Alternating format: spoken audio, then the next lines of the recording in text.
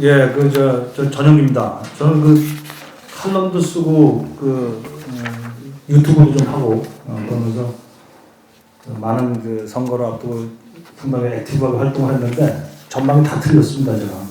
그래서 마치 옆에 계신 고 박사께서 저를 보고 질타하는 것 같아서 얼굴이 화끈거렸습니다. 근데 할 말이 없어요.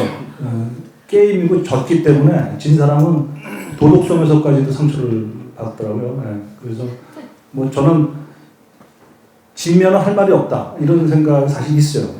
그러나 하나 그러면서 견제하고 싶었던 것은 이런 선패와 관계없이 지켜야 될 가치는 그래도 한두 개는 있지 않겠는가.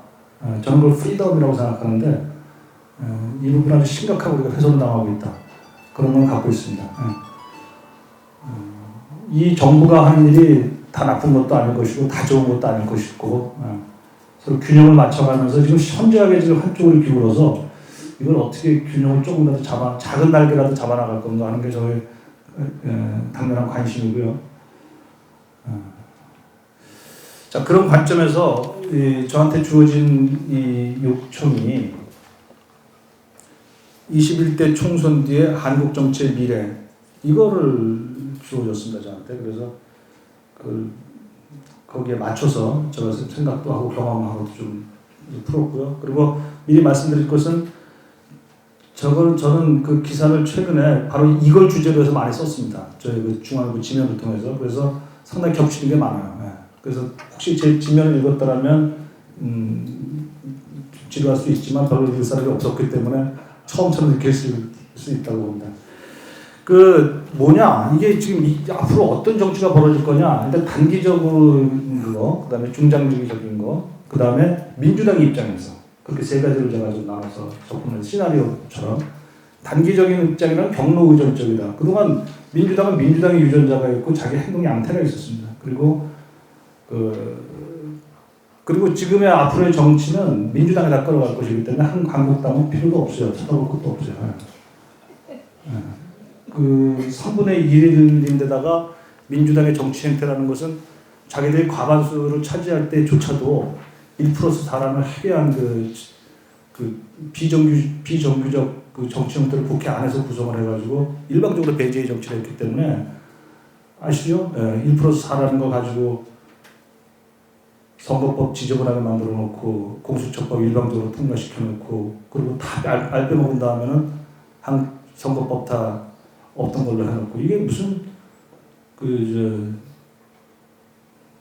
알고서 왔는지 모르고서 왔는지 정의당은 그냥 끼어들어가 있고 말이죠. 이래가지고 나라를 엉망으로 만들어놨어요. 국회 입법 형태를. 그래서 이게 180석에다가 정의당 등등 합치면 190석까지 되죠. 무섭습니다, 사실. 이들은 아마 입법을 아마 막무가내로 할 겁니다. 두고 보십시오. 오늘 당장 김태년이라는 사람이 원내대표를 했는데 오늘 첫 마디가 뭐라더라? 일하는 국회 말은 번들어 하지. 일하는 국회법을 고치겠대. 룰을 항상 바꾸는 게 이 사람들 했을 거 아니에요. 룰을 바꿔, 룰을. 국가 형법 체계가 자기들한테 불리하게 되니까 룰을 바꿔버려. 그래서 공수처라는 이상한 듣도 보도 못한 저는 괴벨스의 SS 친위부대라고 생각합니다. 두고 보세요. 그걸 집어넣질 않나. 일하는 국회 한다 그러면서 국회법 바꾸겠다 그러질 않나. 또 야당과 협치를 하려도 협치의 전제가 필요한데 제대로 바꿔야겠다고 하질 않나. 이거 첫 달부터 아주 기가 막힙니다. 그 사람 생긴 것부터 해가지고 무지막지하게 생겼어요. 그러면서 보수를 20년 안에 괴멸시키겠다고 하는 이해찬 물러남에 대해서 가지고 눈물을 울컥했다는 거 하질 않나. 그건 그럴 수 있겠지 물론. 그래서 그런 경로 의존적인 전망을 우리가 중시해야지 그들의 우리가 발을 봐야 됩니다. 말을 보면 안 돼요. 그들의 궤적을 봐야 되지 않겠어요? 그래서 최장직 교수가 경로 의존적 단기 전망을 먼저 말씀드리면 최장직 교수가 명확하게 지적했다고 생각합니다. 얼마 전에 국회 방송에 나와가지고 이랬어요. 대통령이 공수처장 임명권을 갖는 게 가장 위험하다. 이미 대통령이 과도한 게 권력이 확장되어 있다. 지금도 권한 행사를 자제하는 규범이 없다. 청와대 하는 사람들 행태를 보세요. 울산 선거 다 개입해 놓고선 13명인가 지금 기소돼 있지 않습니까? 그래도 이겼어요, 지금. 윤석열 언제 쫓아낼 수 있습니다. 그죠? 대통령의 권력 초집중화가 한국 민주주의의 각종 문제를 잉태하고 있다. 이렇게 얘기한 이 말은 최장직 교수 다운 말이죠. 오랫동안 그 비교 정치학 그리고 한국 정치를 관찰하면서 얻어온 관찰 결과를 무시할 수 없는 일이다. 지금 뭐 공수처 처장은 무슨 뭐 누구 김영란이나 뭐네 하면서 설레발 치고 있죠. 웃기는 얘기죠. 그러놓고서 다른 사람이 임명합니다. 그 황희석이나 이런 종류의 비슷한 사람들 민변에서 갖다 앉혀놓고 하겠죠. 벌써 이름 나오지 않습니까? 그런 사람들 칼자를 줘봐요. 지금 이 정부와, 그러니까 조국은 무죄라고 확신하는 사람이 공수처장이 됩니다. 그죠? 지금 거론되는 사람 누굽니까? 제 후배이기도 하지만, 법무부에 저기 무슨 뭐 어디 인권국장 출신인가 하는 사람들은 철저한 그 조국 무죄론을 주장하는 사람들이에요. 조국이 무죄입니까? 그런 사람이 검찰총장을 지휘하는 청와대가 지금 청와대 그 비서관이 나가서 지금 공수처 준비단장 하고 있습니다. 아니, 준비단 사무총장 하고 있습니다.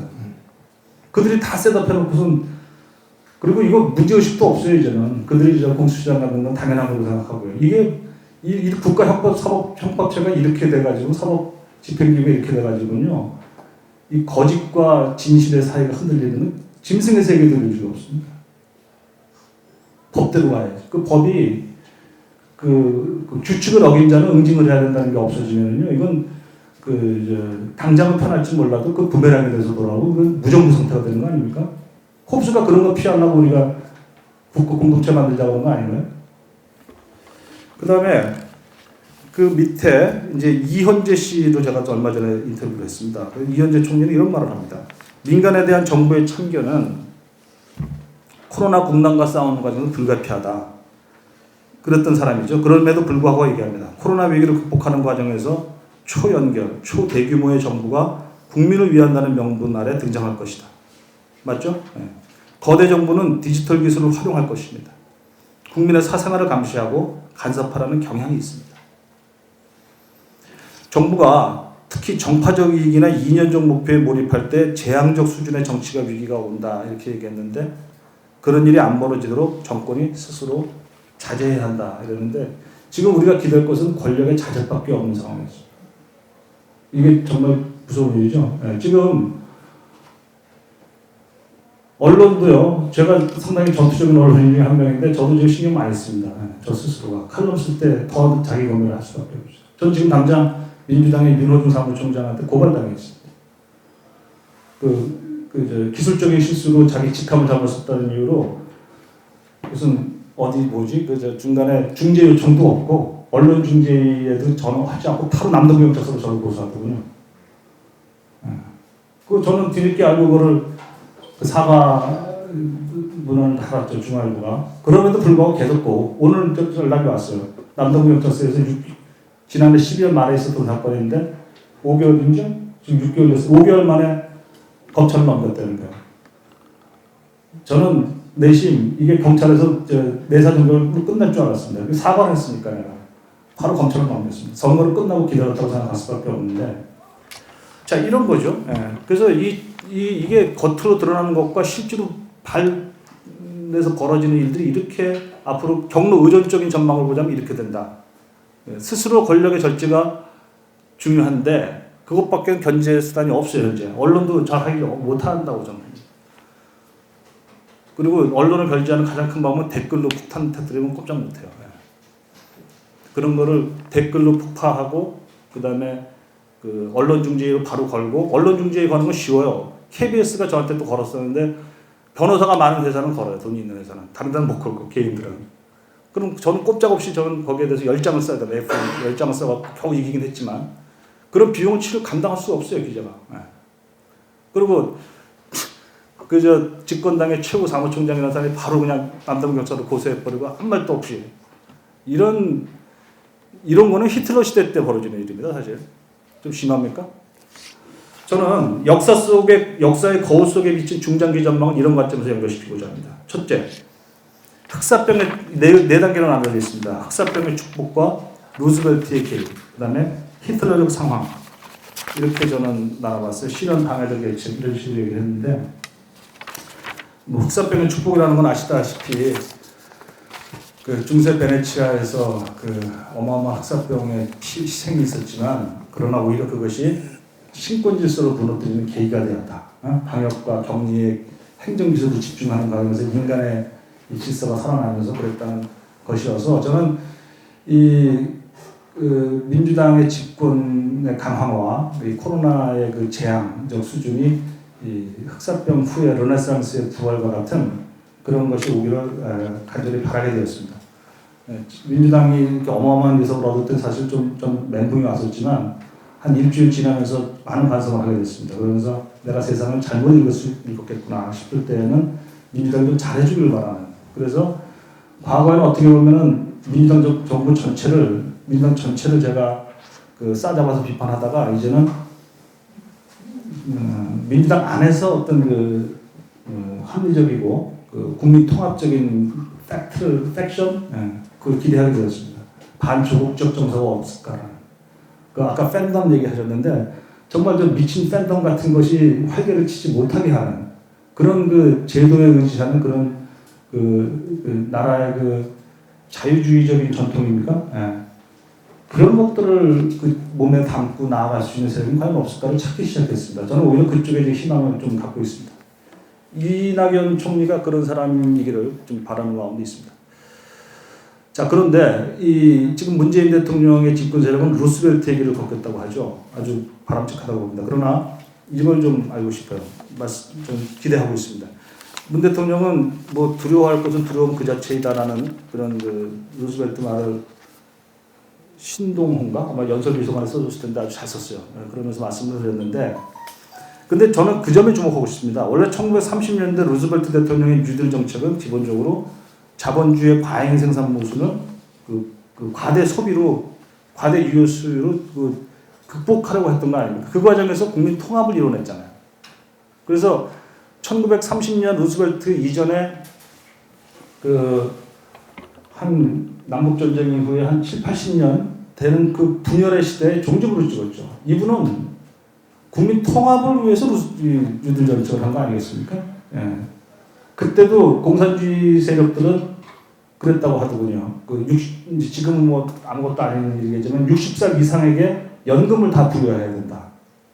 보편연금을 부여해야 된다. 이게 굉장히 큰 루스벨트 대통령에 대한 도전이었다고 해요. 근데 그걸 거절했어요. 대통령 루스벨트 대통령. 그것까지는 너무 심하다. 미국에는 스스로 돈 벌고 스스로 살아가는 그것에 이제 극복하는 그 공동체를 확립하고 사회적 약자를 도와준 것까지 좋은데, 그래서 많은 제도적인 변화가 있었지만 그래도 이 콜렉티비즘이라든가 공산주의 이건 안 된다고 선을 걷던 거죠. 그래서 국민 분열이 거기서 멈추고, 물론 민주당의 지지 기반이 굉장히 늘어났죠. 수십 년 동안. 그래서 미국은 루즈벨트 이전에 그 링컨적 공화당 지배를 하다가 루즈벨트부터 어떤 민주당이 거의 잡았죠. 아이젠하워 시기를 빼놓고는. 그러고 나서 레이건이 올 때까지 거의 몇 년입니까? 50년 이상을 민주당 시대가 되지 않았습니까? 이게 민주당이 잘해야 되는, 그렇게 집권 오래 하고 싶으면 그렇게 해야 된다 이거죠. 저는 과연 문재인 대통령과 문재인 대통령의 뭐 5년 하고 말 뿐이지만 지금 민주당의 그 주도 세력들이 과연 저 정도의 그 권력의 절제 혹은 통합 이런 거를 의식하고 있는가? 지금 나이 60살 먹으면 몸무게 똥값이 됐습니다. 반값이 돼요. 몸값이. 어디 가서 발언권도 없어. 근데 자기를 낳고 자기를 키운 이 뿌리를 저렇게 형편없는 2등 시민으로 만들어 놓고 이 권력이 유지되겠습니까? 정권이? 이런 국민 통합에 대한 기본적 관점과 의식만이 있냐? 87년 이후에 운동권이라는 사람들이. 그들은 민주주의 운동을 한 게 아니라 혹시 집단주의 운동, 일단 계급 독재 운동 한 거 아닙니까? 그동안 위장했던 거 아닙니까? 저 자신도 물론 그 세대지만. 이런 그들 마음속에 아까 팬덤 정치가 있고 87년 체제의 주도 세력 위에 또 근본적인 의문이 좀 있는데 그 의문이 한 번도 해소되지 않고 더 강화되고 있습니다. 이번에 어디에도 책임을 묻지 못할 수 없는 강대한 권력을 잡게 되었으니 이제 본색이 드러나겠죠. 제발 베네수엘라나 히틀러 같은 식이 안 되길 바랍니다. 히틀러라는 게 제가 공부를 유난히줘서 많이 하고 있어요. 정말 겁이 나서. 그랬더니 세 가지가 같더군요. 유명한 히틀러 시대를 살았던 사람이 쓴 책을 내가 봤는데 세 가지가 있어요. 보니까 뭐래더라 여기 뭐 민족주의 감정이 있고 여기 있네요. 첫째 경제공황, 경제 대침체 상황이 왔다는 점.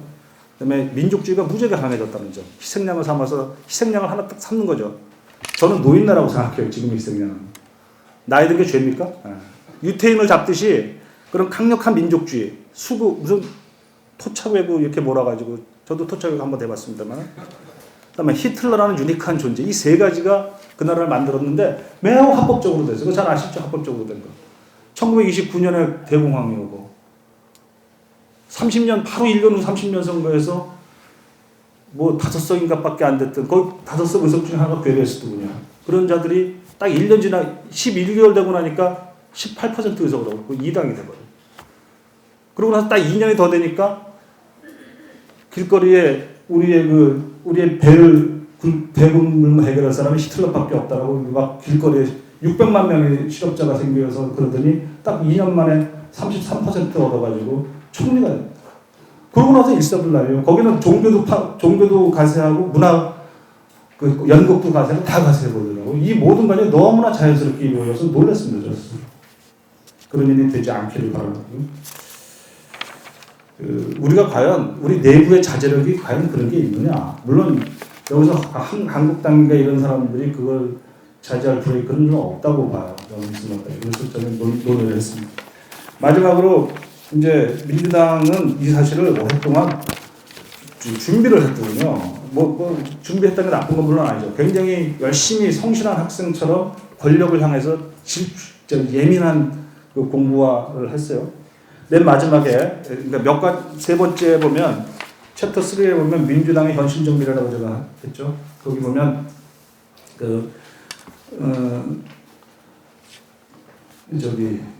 민주연구원이라는 데를 이렇게 우연히 가서 보게 됐더니 1년 전에 딱 1년 전 작품이에요. 1년 전에 우리 옆에 평론하신 누구죠? 금방 생각이 안 나는 형님. 이충렬 형님도 아실지 모르겠는데 누구죠? 이진복 박혁씨 아세요? 이 사람이 정치학 박사 이 두 사람이 워낙 정치학이 이렇게 실용적인 학문인지 처음 알았어요. 정치학 박사 두 분이 이거 써도 소름 끼치도록 대단한 글이에요. 104페이지짜리 리포트인데 여기에 우연한 승리는 없습니다. 라는 걸 철저하게 그래서 거기서 내용을 보면 목표가 이제 아까 얘기했던 우리 고원 박사님이 얘기했던 그런 통합당의 문제점을 다 지적을 하고 그래서 우리는 이긴다. 우리는 문화적인 접근을 하고 그리고 대중의 먹고 사는 문제에 집중을 하는 거죠. 그래서 거기 그대로 나와요. 우연한 승리는 없다 항목에 보면 주변 정당으로 딱 정리하면서 오직 반사에게 골몰해서 집권 여당의 실수만 바라면서 생활인의 절박한 삶의 문제를 외면하는 생활 불감 정치. 시끄러운 소수에 영합해서 민심과 당심의 괴리를 끊임없이 도출하는 민생 불감 정치. 이거 이제 태극기 집회겠죠. 전 태극기에 계속 나갔어요. 매주. 거기서 상당히 감동도 받았습니다. 그런데 그거를 시끄러운 소수의 영합한 정치라고 했죠. 근데 맞는 것 같아요. 결과를 보니까 시끄러운 소수였어요. 근데 그 시끄러운 소수 속에서 좀 하나를 발견한다. 이 자유라는 것을 느끼는 사람들의 얘기, 그거 무시할 수 없다는 생각이 들고 또 한미동맹에 대한 무지하게 걱정을 많이 해요. 실제로 냉정하게 국제정세에서 한미동맹이 없으면 당장 표주박같이 되어버립니다. 그 두 가지 부분에 대해서는 우리가 그들을 폄훼할 수는 없다고 보는데 어쨌든 정치적으로는 그렇죠. 정치적으로. 그 다음에 그런데 과연 이 사람들은 스스로 중심정당을 자부하면서 중심정당을 이렇게 정리해요. 중심정당, 여야 기능을 다 품는 정당이 되겠다. 이거 어마어마한 비전 아닙니까? 깜짝 놀랐어요. 한편 보고서는 민주당이 한국의 중심정당이 되어야 한다고 미래 비전을 적시했다. 대통령이 탄핵에 찬성했던 80% 지지. 이게 바로 촛불 정권. 촛불 때 80%가 지지했던 걸 다 끌어들이겠다는 거예요, 자기들이. 나도 촛불 정치를 지지했지만 나와서 벗어났거든요. 근데 저 같은 사람 다 끌어들이겠다는 거죠. 그래서 촛불 때 지지했던 80% 전체를 하나의 당으로 끌어모아서 여야의 기능을 자기네 기능으로 하겠다. 국민 그렇게 된다는 거죠. 그래서 예. 현실적으로 양당 정치로 붕괴가 되는 거죠. 이럴 경우 여야 간 견제와 균형의 정치는 사라지는 거죠. 뭐 나쁠 건 없어요. 일본도 그렇게 하니까. 예. 통합당은 이제 군소정당으로 되는 거죠. 정의당 비슷하게. 여당이 사실 이렇게 묘사합니다. 여당이 사실상 여야의 역할을 모두 하는 정당. 여야 정권 교체가 중심 정당 내에서 일어나는 1.5당이 되겠다. 이렇게 딱 정리를 하더군요. 1년 전입니다. 작년 4월달, 2019년 4월. 야당은 수권 능력을 상실한 항의 정당, 생존이 우선인 불임 정당으로 전락한다. 0.5당이 된다. 그러면서 이것을 대표적으로 시행하는 당이 일본의 자민당, 그리고 20세기의 스웨덴 같은 북부 사회민주당 이렇게 정리를 합니다. 근데 스웨덴의 사회민주당도 맞긴 맞아요. 근데 그거는 매우 오래된 그 유물 같은 거죠. 1945년 후에 한 30년, 40년 그 북부에서 사민당이 지배하는 그건 옛날 얘기고 현실은 이제 이게 되겠다는 거예요. 일본의 자민당. 대도 할 수 없죠. 그건 나쁜 것도 아니니까. 그래서 저는 차라리 일본식 자민당이 되면 뭐 자유와 인권과 개인권은 있지 않겠습니까? 일단 계급 독재처럼 돼가지고 저 중국이나 싱가포르나 혹은 누구죠? 베네수엘라 이런 건 안 됐으면 좋겠습니다. 네. 이와 같이 민주당이 그리는 꿈 혹은 두려움 그리고 현실 경로 의존적인 어떤 단기적 예측을 이렇게 해봤습니다. 네, 이상입니다.